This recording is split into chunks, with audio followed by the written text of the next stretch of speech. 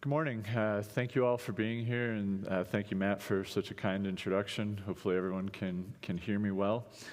I'm going to do two topics this morning. The first one is treatment options for uveitis beyond steroids.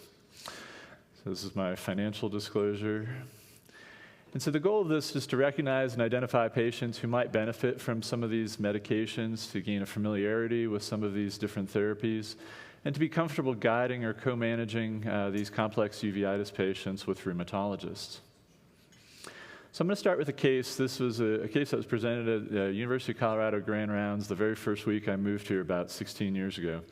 This was an 8-year-old girl from Wyoming who was diagnosed with JIA when she was 2 years old. She had joint involvement that was really minimal since her initial presentation, but had persistent uveitis for about 6 years, treated only with topical steroids and periocular steroid injections. She had had cataract surgery without IOLs and eventually required OMED valves in both eyes at age 7. Her best corrected acuity was 20/60 and 20/80, and she had already developed band keratopathy, chronic macular edema, and bilateral amblyopia. And she was presented at Grand Rounds about 15 years ago. So I present this case to see what could we have done perhaps differently or better, and what should be done going forward.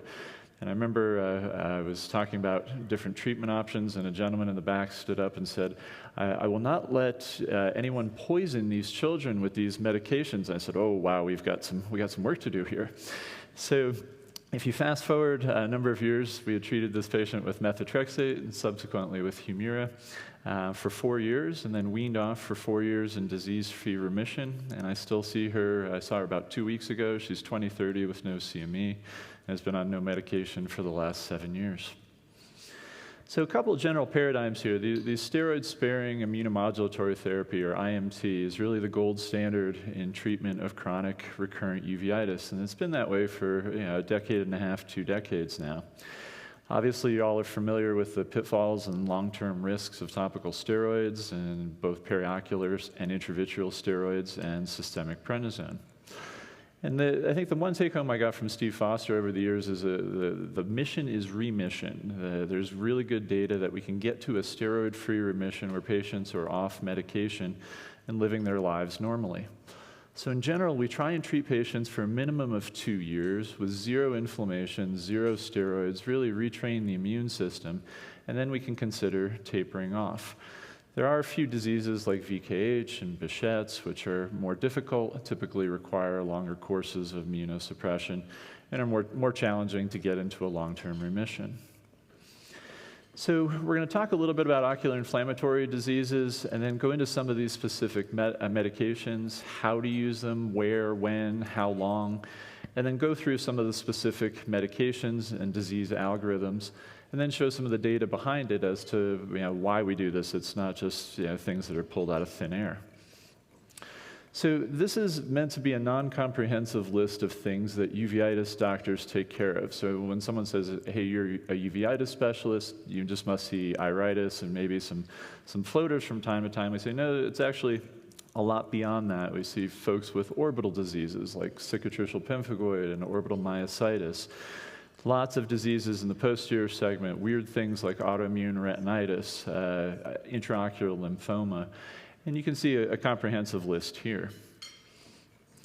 So the reason we get to these steroid-sparing medications is that this flashes back to about 15 years ago. Quan Nguyen at Stanford wrote a paper that said that the average retina doc who uses prednisone uses an average dose of 40 milligrams a day for a mean duration of 21 months. Now, that is a lot of prednisone. That's enough to power a small rocket ship.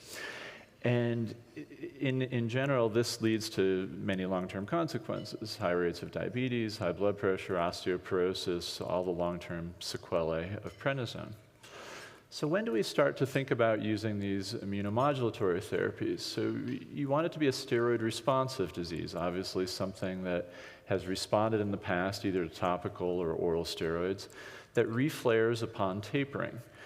Obviously, we use this for patients who have contraindications to high-dose prednisone, your poorly controlled diabetics, for example. And if you're unable to taper prednisone below 10 milligrams a day, you should start to consider some of these preventative medications. It's also really helpful for patients who are significant steroid responders. Obviously, you have to be more judicious in using steroids in this patient population. But I think the last point here is that inflammatory disease localized to the eye, things like birdshot chorioretinopathy, can still require systemic therapy. So patients will often say, well, my rheumatoid arthritis is doing beautifully, but my scleritis is completely out of control. Why do I need to use a systemic medicine to treat the eye? And the answer is twofold. One is local disease still requires systemic therapy, but in a lot of cases we can kill two birds with one stone, or we can get better control of their systemic disease while we're treating their ocular disease. There are certain patients that we should avoid these medications in as well. Anyone with a recently treated cancer, unless they're cleared by oncology, or with premalignant cells. Folks who have recurrent infections, a patient yesterday with chronic COPD, much better to manage them locally than with systemic therapies. Any patients who are immunocompromised, and in general, women who are considering pregnancy, we try and avoid immunosuppression. Although Humira and Remicade and some of the TNF blockers actually are very safe during pregnancy as well. How do we use these? In general, we have to use a higher dose for the eye. Because of the blood-retinal barrier, you have to use a little bit more medication to get eye disease under control than you do inflammation in the joints or the skin or other parts of the body. In general, it takes about 2 months for these medications to take effect. So quite often you have to use a steroid bridge, a gradual taper, an Ozurdex injection, a periocular steroid, something else to give you coverage until the medication has a chance to be effective. And in general, we'll use a 2-year course. So you treat for 2 years, you taper off of it, you monitor their labs regularly. And that's the general paradigm. So, if you have psoriasis and you're treating that with Humira, you may be on that for 20 years. But if you have psoriatic arthritis that's affecting the eye, typically it's a shorter duration. We'll treat for 2 or 3 years, trying to get it into a long-term remission, and then attempt to taper off. So why would we use these medications? Well, they're much more benign, right? The side effect profile is much more calm relative to prednisone. I've listed a number of the common side effects of prednisone that you all are familiar with. But I think the other benefit is that it can prevent disease in other organ systems. So quite often we'll see patients with sarcoidosis who have maybe a little bit of lung inflammation, but the methotrexate that we put them on for the eyes will also help their lungs, their skin, their joints, other places that sarcoid can present. It's great for post-operative inflammation, which I'll cover a little bit more in the surgical talk next. But I highlighted this here. It is possible to cure uveitis. I think most people look at it as a chronic disease that we're just trying to kind of hold back, almost like treating glaucoma. But it is possible to get to a steroid-free remission where we treat for a couple of years, taper off, and a lot of these people go on to live very normal lives without being on medication. So how do we know it's working? It's really the absence of symptoms, right? I'm not flaring up. Things are doing well. No steroids, a stable dose. In general, we tell patients this is something that has to be well tolerated. We're going to put you on it for a couple of years. We expect you to be living your life normally while you're on this. And usually we'll taper off after a couple of years. So there's 2 ways to do this. You can have a uveitis specialist prescribe and monitor the immunosuppression, or you can co-manage it with a rheumatologist. But if you're co-managing, the communication is really the big issue. So I try and seek out rheumatologists who are great at texting and actually like uveitis, and that whittles it down pretty quickly. But there has to be an element of trust, right? Because the rheumatologist can't do the eye exams. They're relying on you to tell them whether to adjust the medication or not. And so I think establishing that relationship and being comfortable with your rheumatology colleagues makes this much easier. So each of these diseases has a different approach that we take, and we'll give you some of the algorithms here in a little while. But we always start with steroids, right? Steroids are still the gold standard of getting things under control. Where you get into trouble is when you're using them for too long and starting to get into cataracts and glaucoma and all these other long-term sequelae of oral prednisone. We do use systemic NSAIDs every once in a while. Something like naproxen or Celebrex can be used for more mild disease. But if the disease is more frequent or more recurrent, or say they're a severe steroid responder, then we start to think about immunomodulatory therapies. If something is imminently vision-threatening, something like serpiginous choroiditis or multifocal choroiditis and panuveitis, even with a first episode, I'll start patients on treatment. If it's recurrent iritis, a lot of patients can have 10, 20 flare-ups before they get into any trouble. So kind of gauging the disease severity helps with this as well. So here's kind of the general organizing paradigm for all of these medications. We have our traditional immunosuppressants or antimetabolites, things like methotrexate, mycophenolate, which is known as Cellcept, azathioprine, which is Imuran, and cyclosporin. Then we have biologics, TNF-alpha inhibitors like Humira and Remicade and Simponi.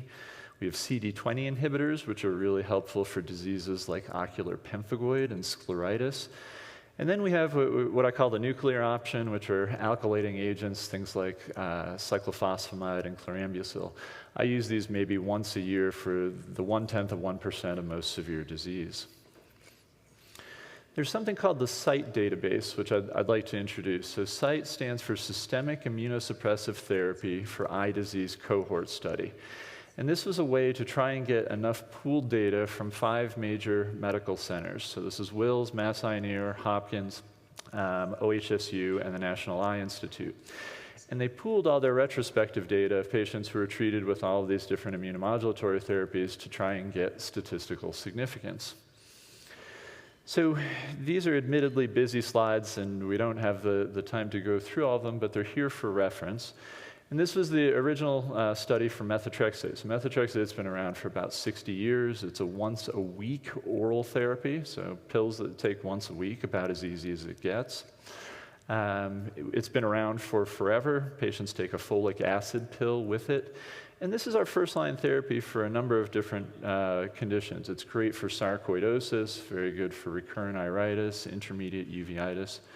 In general, patients tolerate it well. Upset stomach and fatigue about 10 or 15% of the time. But it doesn't penetrate well into the choroid. So if you have diseases like birdshot or PIC or VKH, methotrexate is typically less effective. People have tried to inject this into the vitreous, and it works actually quite well. The problem is the half-life is very short, and so you get about a week's worth of benefit, and then you're faced with re-injecting it again. And so it hasn't been found to have good long-term effects. But it was the subject of a clinical trial about 8 or 9 years ago for a scleral implant, which many of you may now know as the port delivery system. So it was originally developed for methotrexate, and it worked so well that patients developed huge non-healing corneal epithelial defects. And at that point, they said, okay, I think we'll switch from methotrexate and start working on this for Lucentis. And that was the birth of the port delivery system. So the second major medicine that we use a lot of is mycophenolate mofetil, which is a brand name Cellcept. A lot of you have heard of this. It was originally developed as a drug for transplant surgery to help prevent rejection. And it inhibits both T and B cell proliferation, and it's a very nonspecific, broad-spectrum inhibitor. It's effective. We're able to reduce prednisone to less than 10 milligrams a day in 41% of patients at 6 months and almost 60% of patients at 1 year. But it's well tolerated. About 90% of patients do beautifully on Cellcept. Logistically, it's a bit more challenging. It's twice daily dosing on an empty stomach, so you have to select patients who are going to be a bit meticulous. I tell folks you have to be a little OCD when you take this, because it has to be on an empty stomach, otherwise it's ineffective. It tends in general to be better tolerated than methotrexate, but because of the logistics, you have to be a bit more selective in your patient population. This is a great first-line therapy for birdshot, for punctate intrachoroiditis, and a lot of the white dot syndromes. They compared, in a study from UCSF a few years ago, methotrexate against Cellcept, and they found that they're really essentially equal in terms of initial efficacy. So these are our 2 first-line therapies. In general, patients tend to like oral medications better.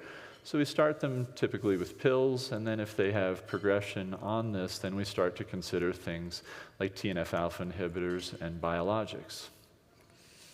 So here's an example practically. This is a 42-year-old male who had recurrent B27, pan-uveitis, and disc edema.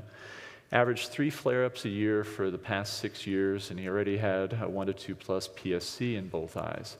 He had disc edema and CME. So he, at his initial presentation, we started him on 15 milligrams a week of methotrexate. We tapered him off, but 5 months later, he reflared. His methotrexate was increased to 20 milligrams a week. He did great for 2 years. We tapered him off of methotrexate, and his eyes have remained completely quiet. And we just did regular lab testing every 2 months while he was on that. Azathioprine is another medicine that we use from time to time. There's some good data from the site literature on this. 62% of patients gained complete inactivity, and 47% were able to taper prednisone to acceptable doses under 10 milligrams a day. It has its highest rate of success in intermediate uveitis. Up to 90% had sustained inactivity within 1 year. And the last of these traditional immunosuppressants is cyclosporin. So cyclosporin is actually not particularly effective as a monotherapy. Only about 30% of patients had a remission, but often we'll pair it with methotrexate or Cellcept if patients need a little bit of additional medicine to help control their disease. We use this quite often as a first-line therapy with Cellcept for diseases like birdshot chorioretinopathy. So we use a ton of TNF-alpha inhibitors, and the TNF-alpha inhibitors are synonymous as biologics. They all end in MAB, or most of them do, so monoclonal antibodies. And they have a wide variety of medicines here. Some of them work for uveitis and some of them don't. And it's important to be able to distinguish those, because if a patient comes in on one of these medicines, sometimes the answer is as simple as, hey, we just need to switch to a different one and your disease is going to do much better. So the first of these is Enbrel, which Phil Mickelson endorsed for his arthritis years ago. And it's very difficult for something to be 0% effective in medicine, right? Even placebo, usually 10% effective, right? Enbrel is 0% effective in the treatment of uveitis. In fact, there's a lot of cases where it shows that Enbrel induces uveitis in patients. So if someone comes in and they have ankylosing spondylitis and they have recurrent uveitis and they're on Enbrel and they say, gosh, my joints are doing well on Enbrel, this is the easiest patient in the world to switch. You say, okay, the Enbrel's not going to work for your eyes. We're going to switch you to Humira or Remicade or one of these other medications. Problem solved in about 10 seconds of thought time. The one we use a lot of is Humira. This is adalimumab, and this was the subject of 2 of the largest studies in the history of uveitis. We call them Visual 1 and Visual 2. And these were time to treatment failure studies. So patients came either in with either active or inactive disease, were treated with a course of steroids, started on Humira, and then we watched to see how long it would take for something to flare up. And in general, the data for Humira is better than anything that we've had to date. It is FDA approved for now 14 indications, so it's the most widely prescribed immune medication on planet Earth. But we have to be a little bit careful with biologics in patients, particularly with intermediate uveitis, because about 10% of intermediate uveitis is due to MS, multiple sclerosis. If you put a patient with MS on Humira, their MS goes crazy. So you have to be a little bit judicious, make sure you screen for MS before putting patients onto a biologic. This is our most frequent second-line agent. So if patients fail methotrexate or Cellcept, or if they have side effects from it, or if the disease just breaks through, then often we'll put patients on Humira. Great data in kids. We have kids as young as 4 years old on it. The ADJUST study just came out looking at this for pediatric uveitis. Incredibly good results. It comes in one standard dose. It's 40 milligrams. It starts at biweekly, but about 40% of patients end up needing it weekly. So you do have some dose flexibility with it as well. It was tried intravitreally and found to have absolutely no effect. The other biologic TNF medication we use a lot of is infliximab, or Remicade. So Remicade is a close cousin of Humira's. It inhibits the same molecule, TNF-alpha, but it comes at it from a different pathway. And the data for uveitis is excellent, north of 80% effectiveness at a year. but it's administered differently. This is an intravenous, and so for young, healthy patients who are working age, a lot of times having 2 or 3 hours once a month to do an infusion can be a significant barrier to compliance. There's good data for this in pediatric uveitis as well, so we use this for both adults and kids. One person was brave enough to inject this into the vitreous with some really awful, actually, results. So this is from data from Albany about 15 years ago, where they injected it into the eye, and almost every patient had severe intraocular inflammation and a flat ERG after about a month. And they reasoned that infliximab or Remicade is 1/4 anti-mouse antibody, and they think it created an antigenic reaction. So they were gutsy enough, to their credit, to actually publish it. And since then, I think no one else has tried this experiment. And this is how it works. It binds both soluble and receptor-bound TNF to have its effect. A couple other TNFs, Symphony has had some good data recently. The largest study is only about 25, 30 patients, but this is kind of our next line therapy if some of the other biologics fail. Cimzia is the last of the TNF alpha inhibitors, really small amounts of data. So when patients come in and they say, I'm on this, is it going to work? Coin toss, maybe yes, maybe no, we'll see how it behaves. So we tend to run at least 5 years behind the rheumatology studies in uveitis because it's a much smaller field. So these drugs that come out for RA, we don't have data for uveitis typically for several years afterwards. I mentioned cyclophosphamide. This is our last-ditch effort. If everything else fails, you can use Cytoxan. This is the data for oral use, and more recently it's been used actually pulse dose intravenous, targeting a white blood cell count between 3,500 and 5,000. And if you use this judiciously, so less than 6 months, I've never seen a case of hemorrhagic cystitis or bladder cancer from it, but it's almost like hitting the reset button on the immune system. This is the opportunity, I think, to really try and give patients a second chance. The problem is it's limited by side effects. I mean, this is the closest thing we have to cancer chemotherapy and uveitis. So if patients have failed absolutely everything else, this is our last option. But for a few rare conditions, occlusive retinal vasculitis from lupus and Behçet's, stage 4 pemphigoid, and really vicious cases of scleritis, you can jump to this much earlier. Then the last medicine, the two last medicines we'll talk about, one is rituximab. This is a CD20 inhibitor, totally different mechanism of action. It knocks out your B cells. So basically, it prevents you from making additional antibodies, which makes sense if you want to treat antibody-mediated diseases. So things like ocular cicatricial pemphigoid, Devick's syndrome, certain types of scleritis, rituximab works really well. It doesn't penetrate into the eye particularly well. So diseases that are on the surface, the shell of the eye, they work great. If you're trying to treat intermediate uveitis or recurrent iritis, it's typically going to be ineffective. But it's an easy medicine. You do one infusion, you do one 2 weeks later, and then they're good for 6 months. So 6 months of treatment from 2 infusions. A lot of patients say, yeah, that sounds pretty good. Where could I sign up for that? And it's used for refractory scleritis. Here's the data for pemphigoid as well. I'll just gloss over those briefly. And then the last medicine that we've started to use a lot of the last probably 5 years or so is tocilizumab. The brand name is Actemra. So this is an IL-6 inhibitor. This was the Stop Uveitis trial that came out a few years ago. And it's incredibly effective in preventing uveitis, but it's the only one of the immunosuppressants that actually works for macular edema as well. So for many patients, we'll treat them with a biologic or Cellcept or whatever it might be, but a lot of these patients still have recurrent macular edema and need a local therapy. Actemra is the only one that's actually been found to be effective for both. So I had a 9-year-old girl about 6 months ago, came in florid pars planitis for probably 2 or 3 years, huge CME. She had 2 infusions of this, her macula was flat, and she was back to 20/25 in both eyes. So this is kind of our emerging therapy more recently. We have some disease algorithms. This is what I do. If you ask 20 uveitis docs, you'll get 20 different answers. But in general, for different diseases, we approach them a little bit differently. Certain diseases are more choroidal, things like birdshot. We use Cellcept preferentially because it penetrates into the choroid much better. But here's a couple different ways that we would approach different diseases.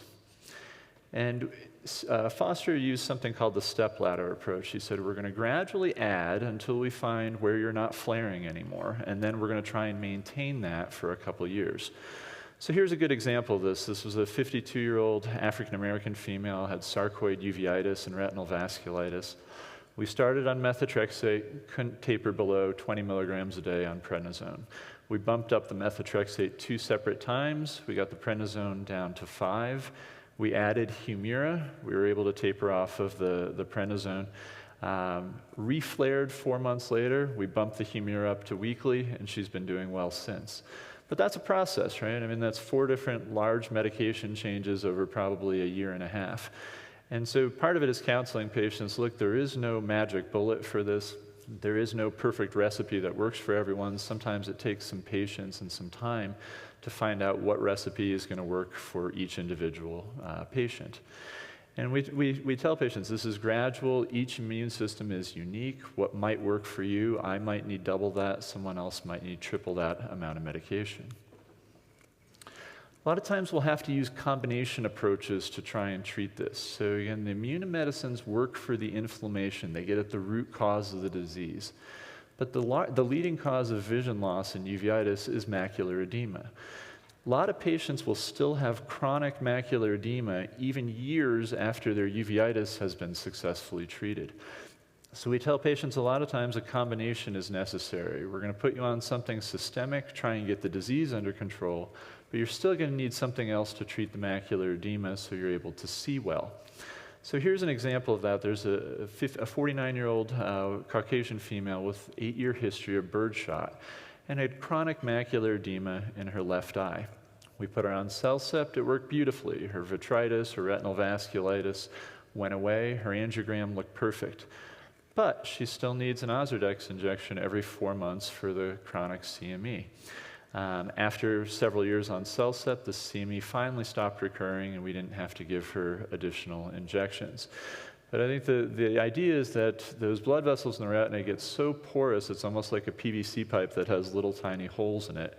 And over time, those can eventually seal, but the longer they've been swollen, the longer they've been inflamed, the harder it is to get under control. So if you have someone who came in recently with a flare-up, yeah, pretty easy. If it's been there for 10 years and they're 75 years old, they're probably going to need some chronic therapy to try and help the macular edema. So again, combination approach for a lot of these diseases. So in terms of take-home points, for chronic recurrent uveitis, these steroid-sparing immunomodulatory therapies are the gold standard of care. And if you can prevent the flares for a significant amount of time, usually a minimum of 2 to 3 years, it is possible to cure many of these uveitic conditions and hopefully prevent additional damage from glaucoma, macular edema, cataracts, and so on. Being at least familiar with the concept of immunomodulatory therapy and working with and guiding your rheumatology colleagues is often crucial. I think that communication element is essential. And then the goal is really try and avoid any kind of steroids as much as possible to try and get to a steroid-free remission. That's our ultimate goal here. So this is my crew on Easter Island a few months ago, and I think we have about 5 minutes for questions here at the end of part 1. So thank you for your attention.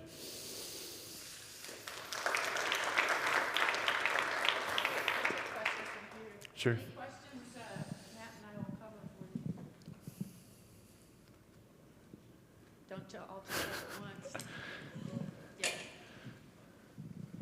On the methotrexate, great talk, by the way. Oh, thank you. For the methotrexate, when you're having the Q2 monthly labs, are you seeing patients back to discuss those labs, or is that just something you're monitoring from afar? So usually I'll see patients every 2 or 3 months while they're on any kind of immunosuppression. And a couple of reasons for that. One, if you have a flare-up when you're on immunosuppression, a lot of times it's either subclinical or minimally symptomatic. So I tell patients, instead of going from a 0 to a 9 out of 10, you might only go to a 2 out of 10 when you're on methotrexate or Humira or whatever it might be. So a lot of times we'll catch things before they're really floridly active. So that's one part of it. Second, making sure they get the blood work done so that we're monitoring safety. That's a huge part of it. I think if I gave patients a year-long prescription and said, come back, the odds of getting the labs done are really, really small. And then it becomes kind of nerve-wracking medical legally. And then just asking, how are you doing with it? Are you having any side effects? So often patients will go, I noticed X, Y, and Z, and it's really, for 2 or 3 days, it's rough, and I'm having trouble, getting to work. And I go, okay, this isn't the goal. We have to switch and change up medications. But I think a lot of patients will say, I'll just try and grim and bear it because my eyes are doing well. And so I think the combination of all those things, that's why we do the monitoring every couple months, because you catch things like that all the time.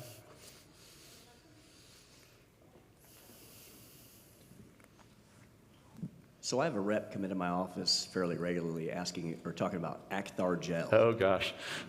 I want to hear your thoughts on that. Yeah, so Acthar gel is something that's been around actually since the 50s. So if you guys remember from medical school, ACTH is the chemical that upregulates cortisol in your adrenal and gets your adrenal glands to produce cortisol. So Acthar was approved back in the 1950s for a slew of different diseases, but without any FDA trials or data for it. And then no one used it for 35 years. And in the 80s, it was started to be used for infantile spasms. And at the time, I think it was about $5 a month for that. And then it disappeared again for about 20 years, and it was resurrected as a $20,000 a month drug. And it still officially has these indications for dry eye and keratitis and uveitis and all these different things. But there's no data. And the problem is if you're going to use something that's $10 a month, okay, and there's a minimal amount of data, that's reasonable. At $20,000 a month with no data, it's a little bit of a harder sell. And because it's basically an uphill drug from prednisone, there's no data to say that it's substantially different from prednisone. So does it work just as well? Yeah, it might, but I mean, the most I've seen in the literature is like, here's 3 cases or here's 5 cases. So at that price point, I'm holding off and waiting for some data to come through first.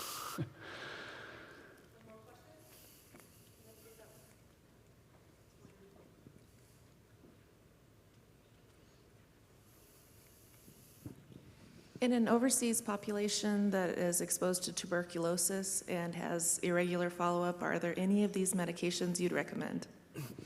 So you can't use biologics typically in patients who have tuberculosis, and if it's truly tuberculous uveitis, usually that indicates 4-drug therapy for a while, but the inflammation that's associated with TB is rarely an active infection. In fact, almost always it's an inflammatory response to the infection.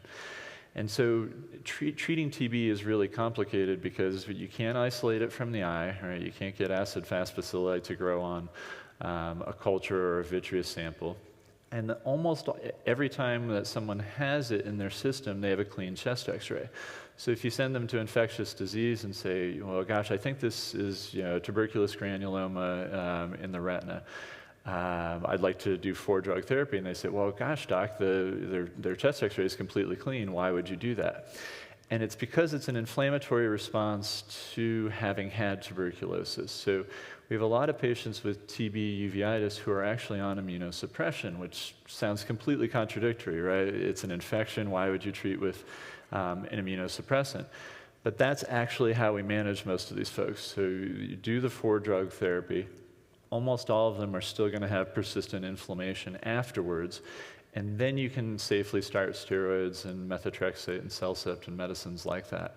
So I think the key is doing if you truly think it's tuberculous, and a lot of times I think here in Colorado at least, most of those are red herrings. It just happens to be someone who came from a country where tuberculosis was endemic. We treat that, and then we're able to safely move to the immunosuppression. A little bit of a different situation there, for sure. But yeah, if you have access to be able to get the 4-drug therapy, I think once that's even started for a couple weeks, then you can safely use steroids, and then many of those patients will end up requiring a lot of the medications that we went through.